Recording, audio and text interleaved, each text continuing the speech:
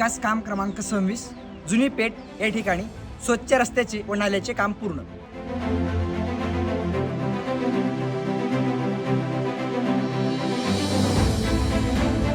विकास काम क्रमांक 27 अशोकनगर येथील बौद्ध समाजातील बांधवासाठी स्मशानभूमीचे बांधकामाचे काम पूर्ण.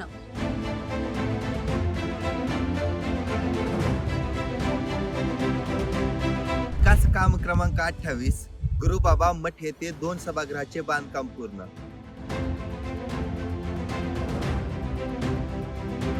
विकास काम क्रमांक 29 हुतात्मा स्मारक व सुशोभीकरणाचे काम पूर्ण.